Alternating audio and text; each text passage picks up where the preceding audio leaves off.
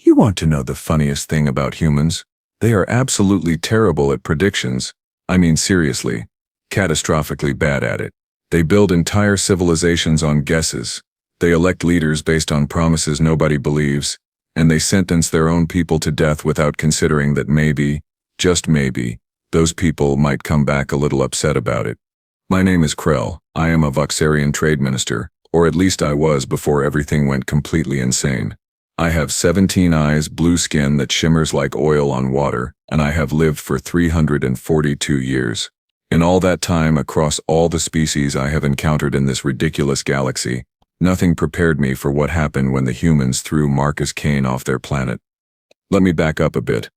As 5 years ago, Earth was this adorable little mess of a planet they had just figured out faster than light travel, which they managed by accident while trying to make better microwave ovens. Yes, you heard that right.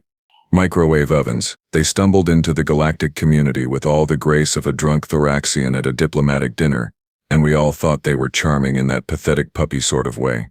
The Galactic Council decided Earth needed representation, so the humans held this thing called an election. Apparently it involved a lot of screaming, some crying, and accusations that made no sense to anyone who wasn't human. They chose a woman named Victoria Ashford as their representative, and she seemed competent enough. Professional, serious, the kind of person you could trust not to accidentally start a war by insulting someone's mating tendrils. Then there was Marcus Kane. Marcus was this scientist, engineer, and general pain in Victoria's backside. He kept proposing these wild ideas about human expansion, defensive systems, and integration with galactic technology. He wanted Earth to be a player, not a spectator. Victoria thought he was dangerous. Yes, she called him a warmonger, a threat to peaceful relations, and about 17 other things that I cannot repeat in polite company. The final straw came when Marcus discovered something in Earth's ocean, some kind of energy signature that could revolutionize power generation across the entire galaxy. He wanted to share it freely with everyone.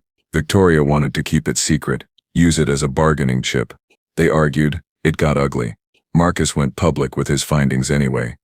Victoria declared him a traitor to Earth. The trial was a joke. I watched the whole thing from my office on Tribunal Station, eating fermented kelp pods and wondering how humans had survived this long. They presented evidence that Marcus had been communicating with outside forces, which was true because he had been talking to me about trade opportunities. They twisted every conversation, every message, every meeting into something sinister. The verdict was exile. Permanent exile. Marcus Kane was stripped of his citizenship, his property, his identity as a human being. They put him on an old transport ship with enough supplies to reach the nearest independent station and told him to never come back. I remember thinking it was harsh. I also remember thinking it would not matter much in the grand scheme of things. One human, exiled among billions of other species, would just fade into obscurity. Oh, how wrong I was. About 6 months after his exile, I got a message from Marcus. He had landed on Frontier Station 7, a dump of a place where criminals, refugees, and general misfits gathered to avoid the authorities. He wanted to meet. He said he had a business proposition. I went because I was curious, and because I had nothing better to do that cycle. Frontier Station 7 smelled like burnt circuits and desperation. Marcus was sitting in a corner of the worst bar I have ever seen, drinking something that probably violated several health codes. He looked different, harder. His eyes had this intensity that made my primary stalks twitch with nervousness. Krell, he said, smiling in that way humans do when they are planning something terrible. Thanks for coming. You look awful, I replied, settling into a chair that groaned under my weight. Exile treating you well. Better than you would think. He pushed a datapad across the table. I need an investor. I looked at the pad. The numbers made my secondary brain hurt. This is insane. You want to start a mining operation in the Shattered Belt? That region is a death trap. The asteroids are unstable, the radiation will kill any crew within weeks, and the cartel controls all the access routes. I know, Marcus said. That is why nobody has tried it. But I have mapped safe passages through the radiation, and I have designed drones that can survive the environment. We can extract rare metals nobody else can reach. And the cartel? Will not care until we are big enough to matter. We will be too valuable to eliminate.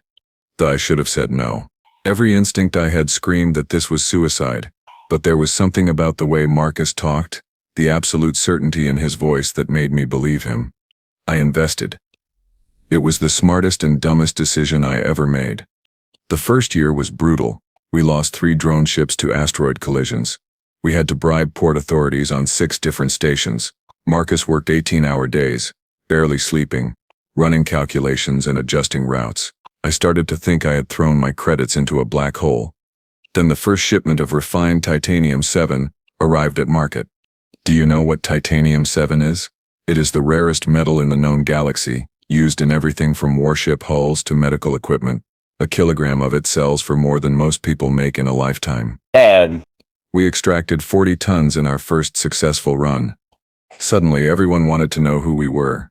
Marcus did not celebrate. He took the profits and expanded. More drones, better ships. He hired a crew of humans who had also been exiled or left Earth for various reasons. Apparently, Victoria's government had made a lot of people very angry, and they all seemed to find their way to Marcus. Within 2 years, Kane Industries was the 3rd largest mining operation in the sector. We had contracts with military shipyards, medical corporations, and technology firms. Marcus was worth more money than some planetary governments. That was when Victoria noticed.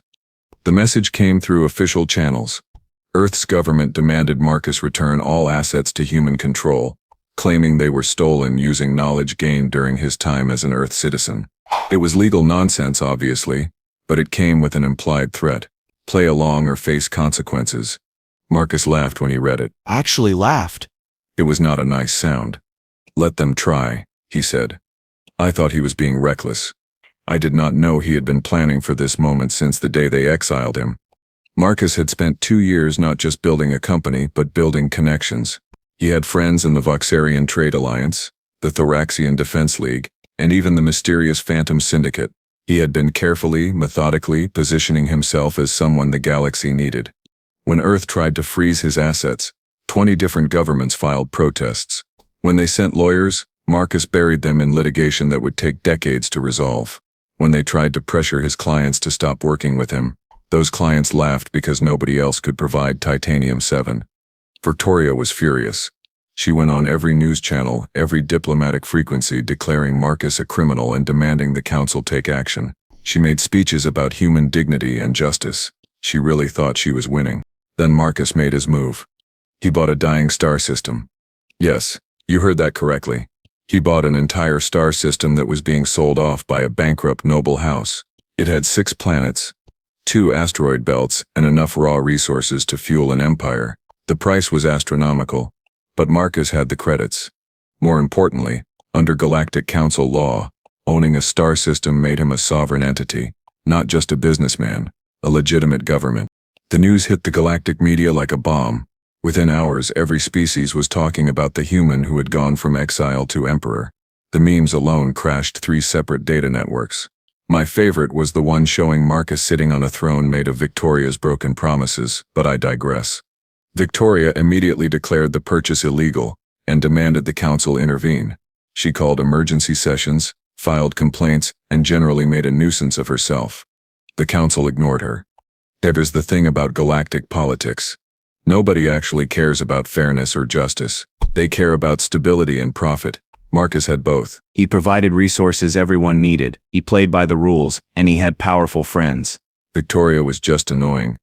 3 years after his exile, Marcus Kane controlled a sovereign system, had trade agreements with 47 different governments, and commanded a private fleet of 60 warships for system defense.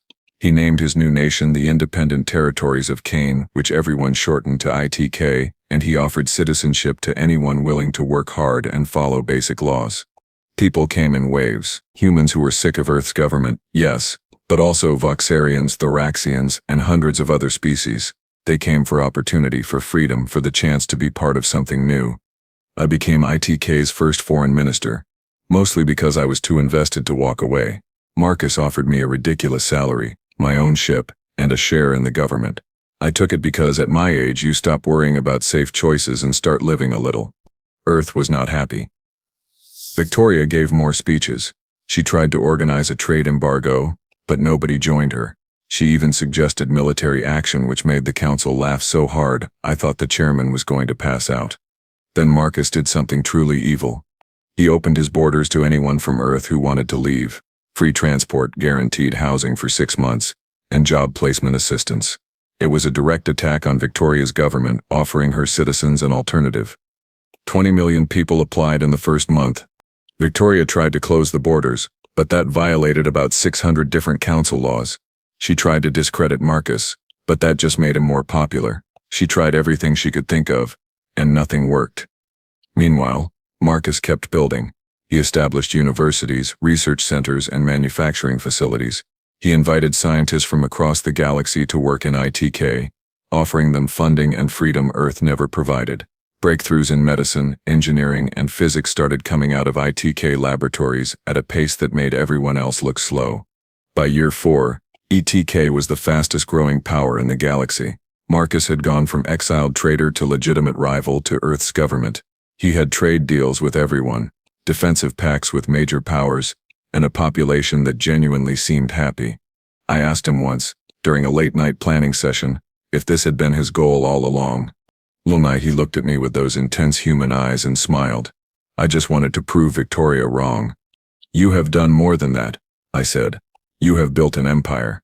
Not an empire, Marcus corrected. A home for everyone Earth threw away. That was when I realized humans were not just terrible at predictions, they were also terrifyingly good at holding grudges. The situation came to a head during the Council's annual summit. Every government sends representatives to discuss trade, treaties, and complaints. Earth sent Victoria, obviously. ETK sent Marcus, in his first official appearance at a council event.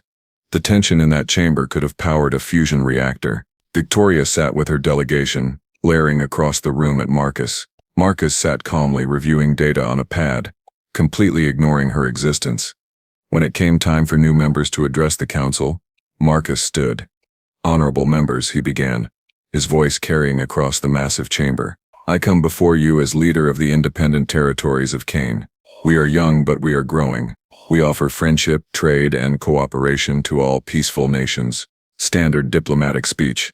Boring. Everyone was half asleep. Then Marcus smiled. However, I must address one matter. The nation of Earth has repeatedly made false claims about ITK and its founder. They have attempted to interfere with our sovereignty, threatened our citizens, and generally been a pain in my backside. Nervous laughter rippled through the chamber. Victoria's face turned red. I could see her aide trying to calm her down. But she was having none of it. Therefore, Marcus continued, I propose a formal trade competition. Earth versus ITK. Whoever can negotiate the better trade agreements with neutral parties over the next 6 months wins. The loser publicly apologizes and ceases all hostile actions. The chamber erupted. Council members were shouting questions, Victoria was screaming objections, and Marcus just stood there looking pleased with himself. The council chairman banged his gavel, which is really more of a sonic resonator, until everyone calmed down. This is highly unusual, he said, clearly trying not to laugh. Earth, do you accept? Victoria should have declined. Any sane person would have declined. But she was so angry, so convinced of human superiority, and Marcus's inevitable failure, that she stood up and declared, Earth accepts. We will crush this pretender and show the galaxy who the true representatives of humanity are. Marcus nodded politely. Excellent. Let us begin. I knew right then that Victoria had made a terrible mistake. Marcus did not make challenges he could not win. He had been planning this, setting it up, and now he had Victoria exactly where he wanted her. The next 6 months were going to be very interesting. And very, very painful for Earth. The trade competition began exactly 3 days after the Council Summit, and I have never seen anything quite so beautiful and horrifying at the same time. It was like watching a master chef prepare a meal while simultaneously setting the kitchen on fire and somehow making both things work perfectly. Marcus called me into his office the morning after Victoria accepted the challenge. He was standing by the window looking out at the shipyards where dozens of vessels were being constructed. His expression was calm, but I could see that dangerous glint in his eyes that usually meant someone was about to have a very bad day. Krell, he said without turning around. What do you know about the Bentari Collective? I searched my memory banks. Small federation of mining worlds. Independent. Rich in exotic materials but poor in agricultural capacity. They have been struggling with food shortages for about 2 years. Why? Because Victoria is going to try to negotiate with them first. She thinks they are an easy target. Marcus finally turned to face me, and he was smiling. She has no idea that I have been quietly shipping them surplus food from our agricultural stations for the past 8 months. At cost. Cost, sometimes below cost. I felt my scales ripple with amusement. You have been buying their loyalty. I have been being a good neighbor, Marcus corrected. But his smile said everything. When Victoria shows up offering trade deals, they are going to politely decline and sign an exclusive agreement with us instead. That is diabolical. That is business. He was right, of course. 4 days later, Victoria's delegation arrived at Bentori Prime with great fanfare. They had prepared presentations, brought samples of Earth agriculture, and generally acted like they were doing the Bentori a huge favor by even showing up. The Bentori leadership listened politely for about 20 minutes, then informed Victoria that they had already signed a comprehensive trade agreement with ITK that morning. The terms were better, the delivery was faster, and they trusted Marcus because he had already proven himself reliable. Victoria's face during that conversation became a meme that circulated for weeks. My personal favorite caption was, "When you realize you brought a negotiation to a friendship fight." Earth's media tried to spin it as a minor setback. Marcus said nothing publicly, which somehow made it worse for Victoria. Silence can be the loudest insult. The second target was the Corvin Manufacturing Guild, a group of industrial worlds that produce starship components. This was actually a smart choice by Victoria because Earth had decent manufacturing capabilities and the Corvins valued efficiency above sentiment. Victoria spent 3 weeks negotiating with them. She offered good terms, reasonable prices, and access to human technology. The Corvins seemed interested. Earth's media declared it a certain victory. Then Marcus showed up on the final day of negotiations. He did not bring presentations. He did not bring samples. He walked into the negotiation chamber with a single data pad and a Corvan engineer named Tick, who worked for ITK. "Honorable Guild Masters," Marcus said, bowing in the traditional Corvan manner. "I apologize for interrupting, but Tick has something to show you." TQ activated a holographic display showing a new starship engine design. It was elegant, efficient, and according to the specifications 30% more powerful than anything currently available. The Corvins leaned forward, their interest obvious. This design was created by a joint team of human and Corvin engineers in ITK. Marcus explained, "We are prepared to license it exclusively to the Guild for manufacturing, with ITK receiving a small percentage of sales. You keep the majority of profits, you gain a revolutionary product, and we both benefit." The lead guild master looked at Victoria. "Can Earth offer something comparable?" Victoria looked at her advisors. They looked at each other. The answer was clearly no. The Corvin signed with ITK within the hour. I was watching from our ship in orbit, and I actually felt a little sorry for Victoria. Not much, but a little. She had brought traditional negotiations to what was essentially an innovation competition, and Marcus was playing an entirely different game. After the Corvan deal, something shifted. Other governments started reaching out to ITK first, wanting to see what Marcus could offer before they even talked to Earth. Victoria was reduced to following behind, trying to match deals that were already made or offering desperate alternatives that nobody wanted. The pattern repeated across dozens of worlds. Marcus would identify what each government actually needed, not just what they said they wanted, and provide solutions. Earth would show up with generic offers and wonder why nobody was interested. By month 3, Victoria was panicking. She started making accusations that Marcus was cheating, buying votes, or using some kind of mind control technology.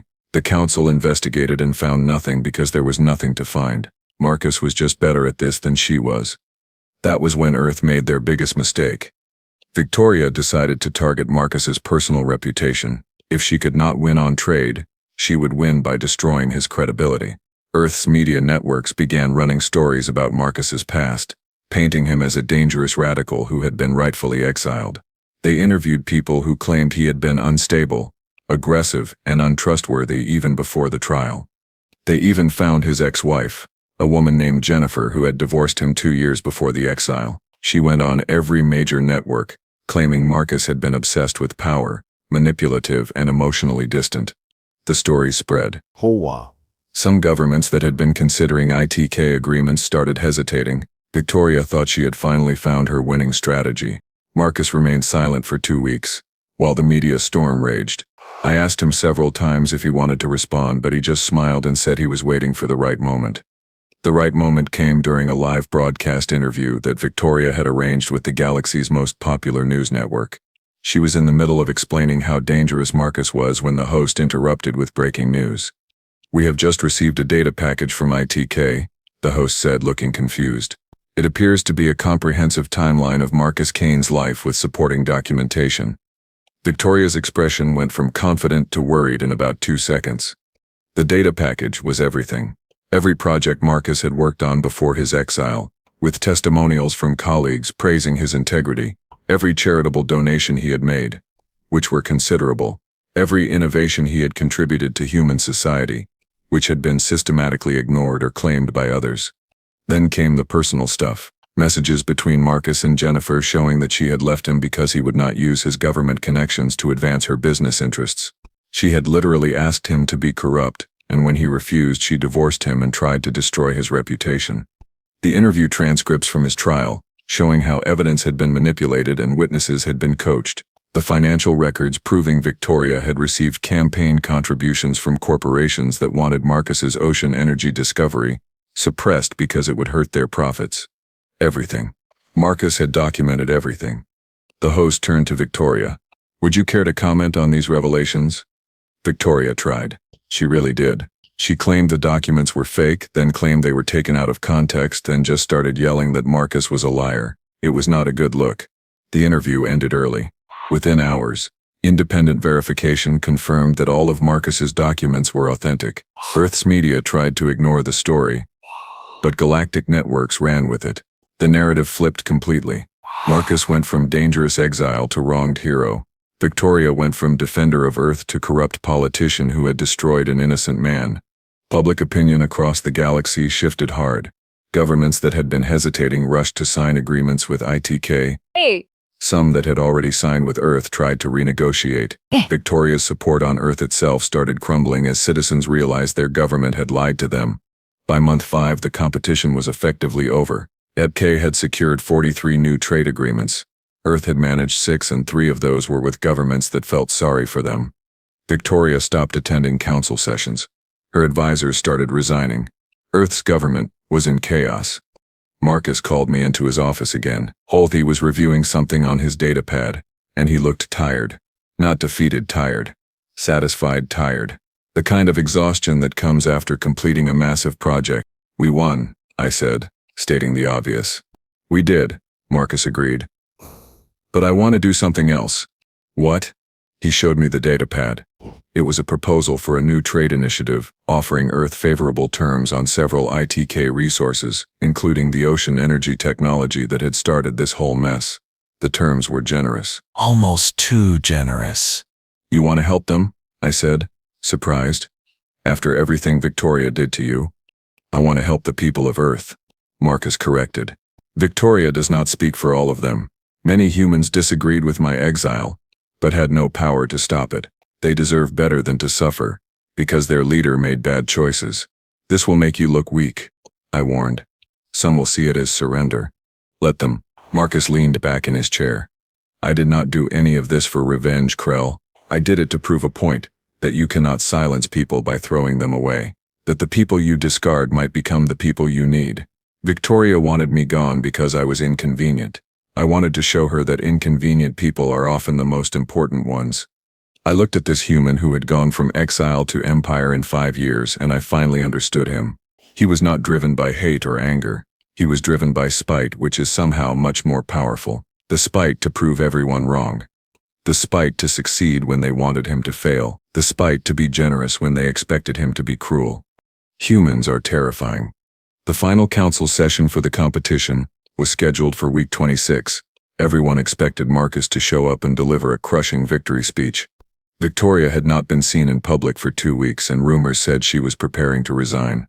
Marcus took the floor first. He summarized the results, which were obviously in ITK's favor. But he did it without gloating. He simply stated facts and thanked the governments that had chosen to work with his nation. Then he presented his proposal to help Earth.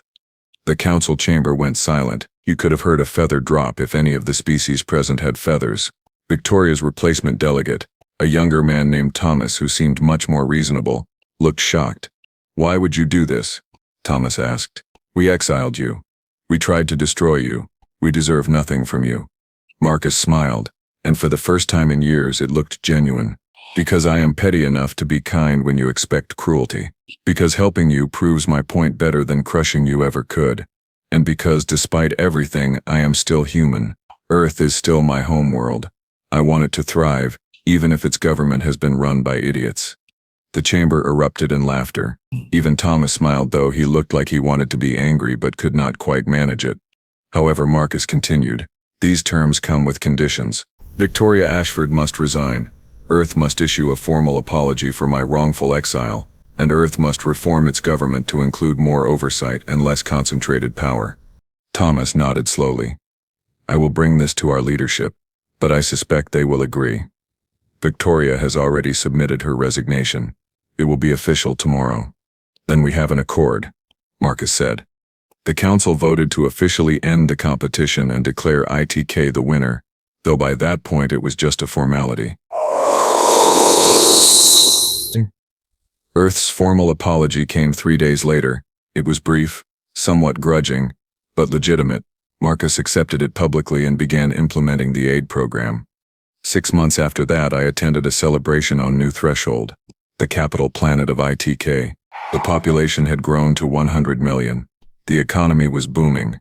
50 different species lived together in reasonable harmony. It was not perfect, but it was pretty good.